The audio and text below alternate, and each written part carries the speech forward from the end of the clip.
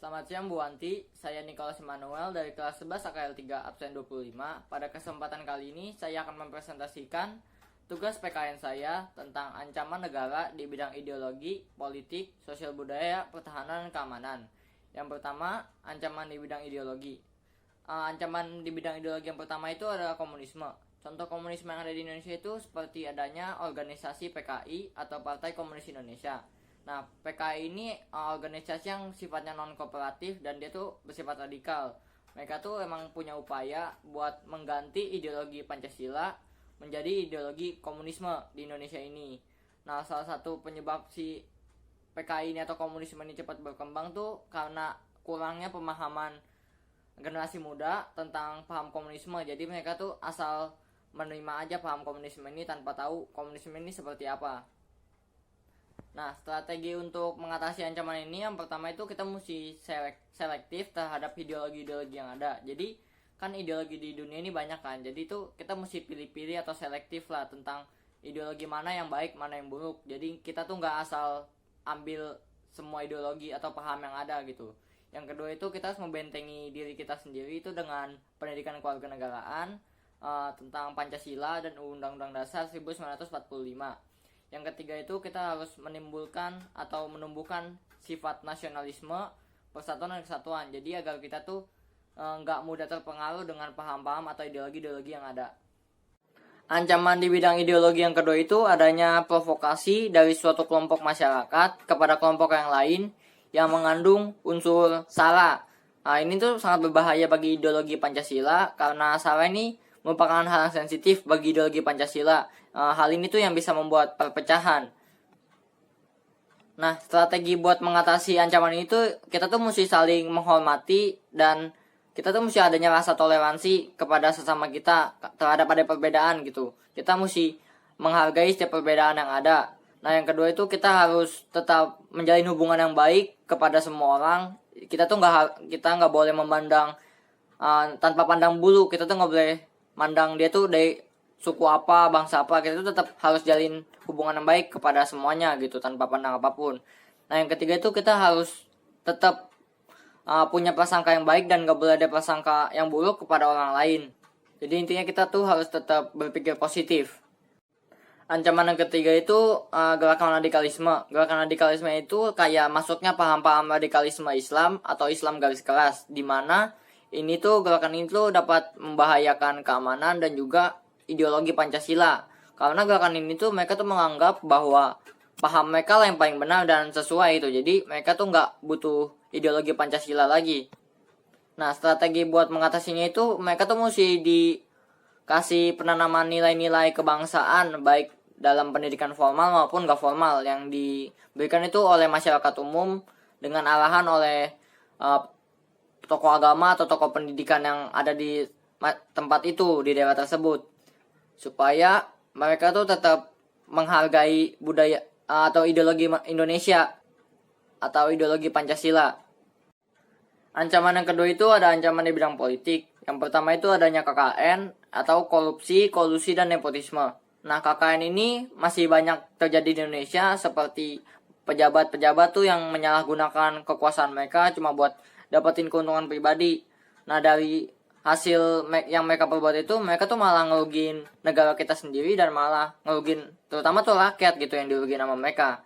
Nah, strategi buat mencegah ancaman ini tuh kita tuh mesti ngasih mereka tuh pendidikan keimanan dan yang kuat gitu supaya mereka tuh nggak berani buat ngelakuin itu dan mereka tuh takut akan Tuhan. Nah, yang kedua itu ada sistem penggajian yang layak, di mana komsek mereka pegawai itu menerima gaji yang layak, mungkin mereka tuh nggak bakal kepikiran buat nyari keuntungan yang lain gitu dengan mengambil uang yang bukan hak mereka. Yang ketiga itu ngebuat sistem atau hukum anti korupsi atau kolusi gitu, sehingga mereka tuh punya efek jerah dan mereka tuh taat aturan gitu, supaya semua oknum yang ngelakuin itu tuh dihukum dan mereka tuh jadi sadar gitu atas apa yang mereka perbuat dan gak ada yang lakuin seperti itu lagi. Yang ketiga itu ada konflik sara yang dikaitkan sama politik gitu. Seperti yang kita tahu, Indonesia kan beragam suku, budaya, agama, ras. Tapi kenyataannya saat ini tuh yang terjadi tuh malah banyaknya konflik atau perpecahan yang ada tuh semua tuh dari akibatnya tuh tentang salah yang dari politik-politik juga gitu. Dan kebanyakan tuh yang ngedudukin kursi politik saat ini tuh kebanyakan hanya kaum mayoritas saja, yang minoritas tuh agak susah buat masuk ke ranah politik. Nah, salah satu strategi buat ngatasinnya itu kita tuh mesti ngadain politik yang sehat dan nggak boleh adanya diskriminasi. Jadi kita tuh mesti nganggap semua orang tuh punya hak dan martabat yang sama di depan hukum, di depan politik sekalipun. Jadi mereka tuh punya kesempatan yang sama seperti yang lain. Nah, yang kedua itu nggak mengaitkan salah dengan politik. Politik ya politik, salah ya salah. Jadi dari bidang politik itu nggak ada sangkut pautnya sama salah, tidak memandang itu. Jadi dalam politik ya mandang yang lain tentang ilmu di politiknya, bukan tentang dia asalnya dari mana. Dan nggak usah bawa-bawa salah dimasukin ke unsur politiknya juga. Dan yang terakhir tuh ya balik lagi, kita tuh mesti nanamin sikap toleransi kita dan sikap menghargai kita kepada perbedaan yang ada gitu, kepada semua orang di NKRI, nggak memandang dia dari mana gitu. Jadi kita tuh mesti menganggap kita semua tuh sama, memiliki hak yang sama. Ancaman di bidang politik yang ketiga itu adanya penurunan paksa sistem pemerintahan yang ada. Di Indonesia itu contoh kasusnya itu pada saat zaman Orde Baru, di mana warga tuh ada upaya buat nurunin paksa Presiden Soeharto pada saat itu yang sedang menjabat. Nah, emang pada saat ini tuh Indonesia tuh emang lagi nggak kondusif kondisinya di berbagai bidang lah, terutama tuh di bidang politiknya gitu. Nah, salah satu strategi buat ngatasin itu tuh harus adanya sistem pemerintahan yang adil, yang tanpa adanya tujuan tuh buat makmurin rakyat-rakyat atau orang-orang di sistem pemerintahan situ aja, tapi buat ngemakmurin semua rakyat gitu. Karena emang pada saat itu tuh yang emang makmur atau dipedulikan tuh hanya orang-orang di sekitar di dalam pemerintahan itu saja. Rakyat-rakyatnya tuh enggak dipeduliin gitu. Dan kesejahteraan rakyat tuh emang harus diutamakan gitu. Terus yang kedua itu adanya ikut serta masyarakat dalam bidang pemerintahan, seperti yang emang harus ada kan adanya Dewan Perwakilan Rakyat atau Majelis Permusyawaratan Rakyat, di mana rakyat itu ikut ambil atau ikut campur dalam sistem pemerintahan yang ada. Nggak cuma dari pemerintah yang atas doang, tapi rakyat itu nggak punya ikut campur gitu, nggak kayak gitu. Tapi rakyat tuh harus punya andil dalam pemerintahan itu sendiri. Yang ketiga itu ada ancaman di bidang ekonomi. Yang pertama itu infrastruktur yang kurang memadai.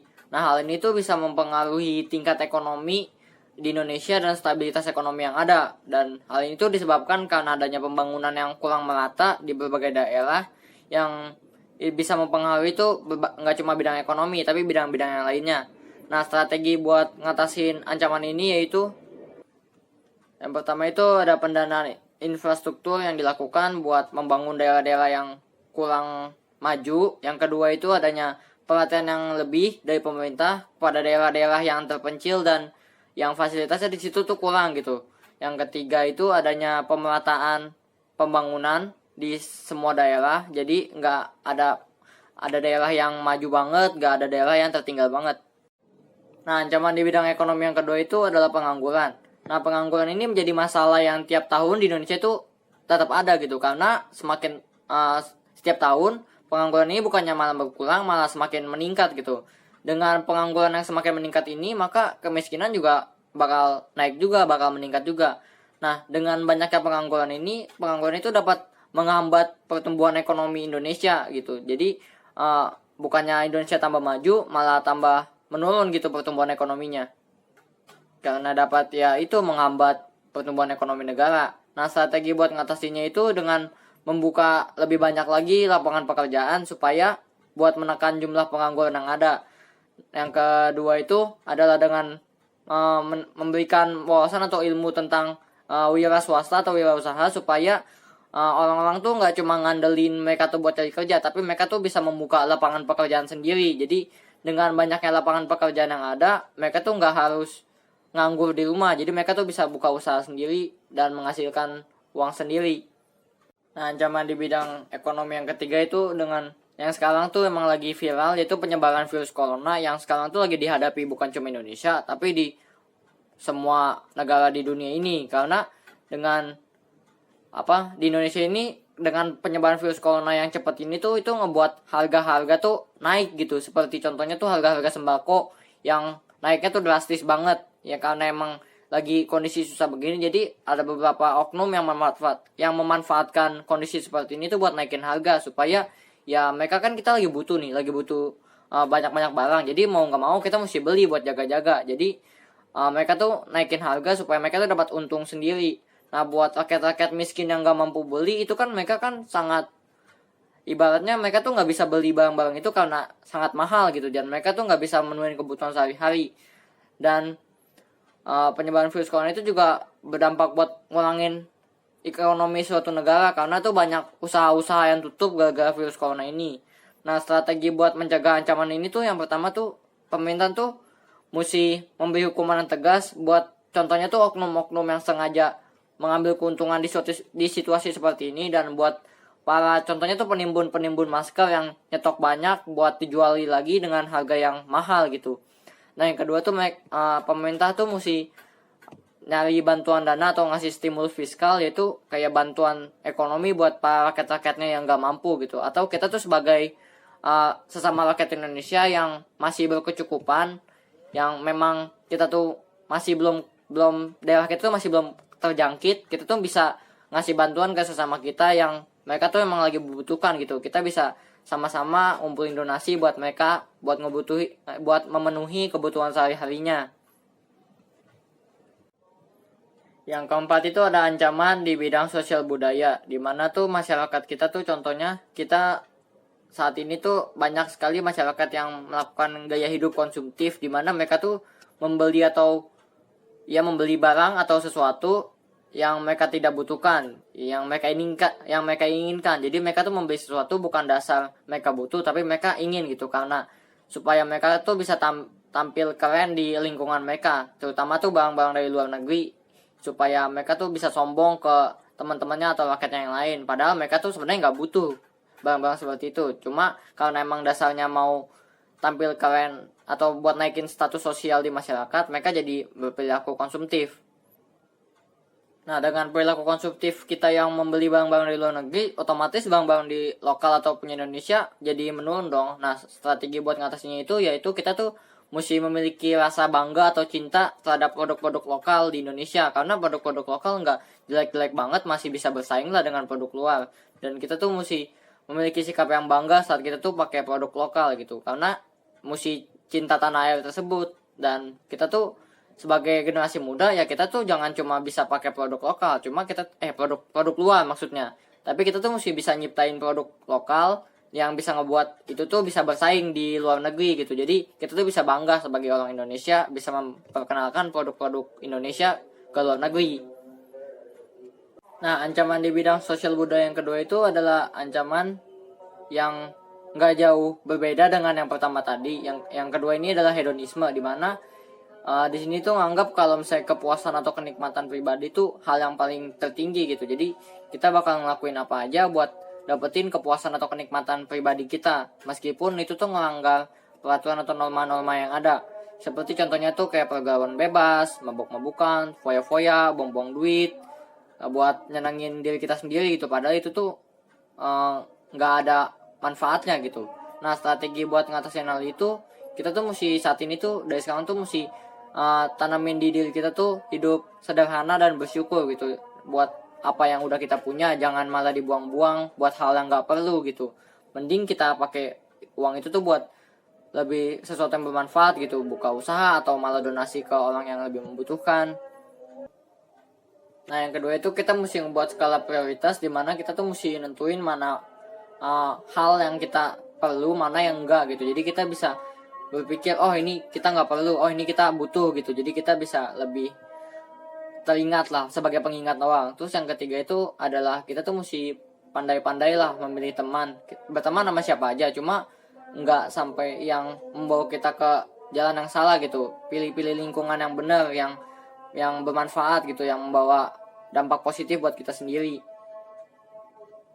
Nah, ancaman yang terakhir itu masih berkaitan dengan penyebaran virus corona. Karena virus corona sekarang sedang menyebar di Indonesia sangat cepat, jadi belakangan ini tuh rakyat Indonesia tuh nggak bisa melakukan hal yang seperti biasa mereka lakukan, seperti yang biasa kita lakukan. Kalau misalnya kita ketemu orang kan kita bisa nyapa, berkontak fisik, kita jabat tangan. Kalau misalnya ketemu orang atau kita ketemu teman kita bisa ngapain, berkontak fisik, pokoknya intinya bersentuhan lah. Tapi kan sekarang gara-gara virus corona itu nyebarnya melalui kontak fisik, jadi untuk saat ini kita semua kayak kehilangan budaya untuk saling menyapa gitu, buat misalnya jabat tangan atau kita nggak lagi deket lah sama sesama kita, malah kan kita tuh jarang ketemu mereka semua.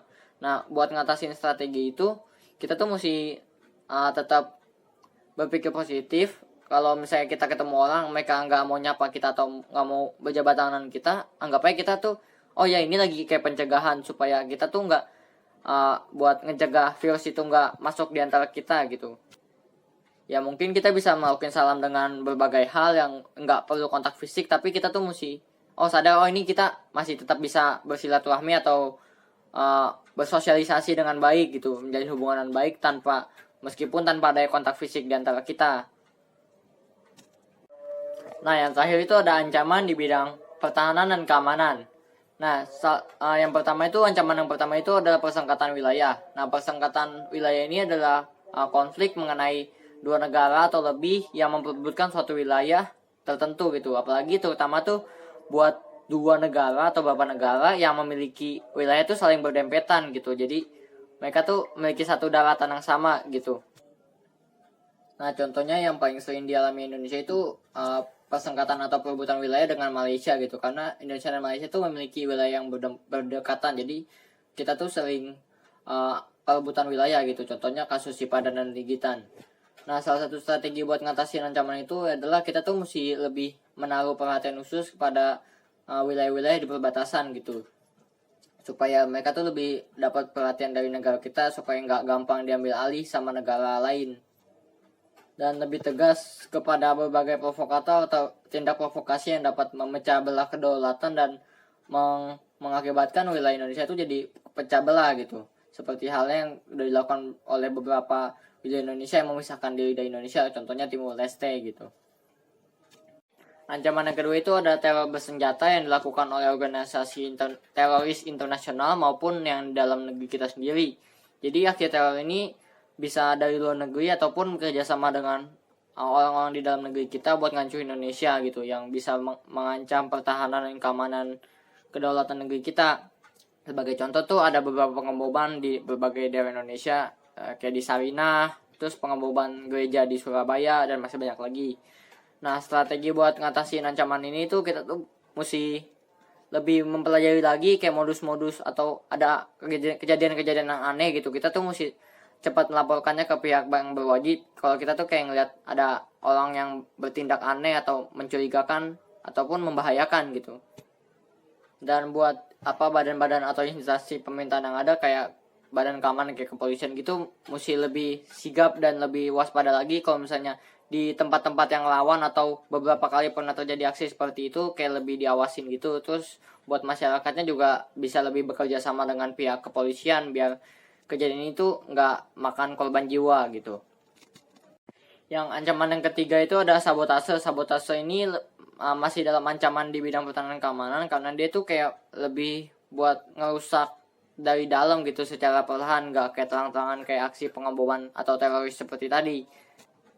Mereka ini kayak lebih terencana yang dilakukan oleh orang-orang yang profesional atau badan-badan intelijen khusus dari negara luar gitu. Nah, strategi buat ngatasin ancaman ini ya kita tuh mesti jalin hubungan diplomatik yang baik kepada semua negara, pada negara lain, supaya kita tuh kayak nggak punya musuh atau negara yang membenci negara kita sendiri. Terus yang kedua itu kita mesti lebih mengawasi atau lebih memperketat keamanan di negara kita sendiri supaya kita tuh lebih waspada. Kalau misalnya ada orang-orang yang mencurigakan yang nggak jalan semestinya, kita tuh jadi lebih tanggap gitu. Oh, orang ini tuh mau melakukan kegiatan ini yang berbahaya buat kedaulatan negara kita sendiri gitu. Jadi itu adalah ancaman-ancaman beserta strategi atau cara buat ngatasin ancaman tersebut di bidang ideologi, politik, sosial budaya, pertahanan, keamanan. Saya Nicholas, terima kasih.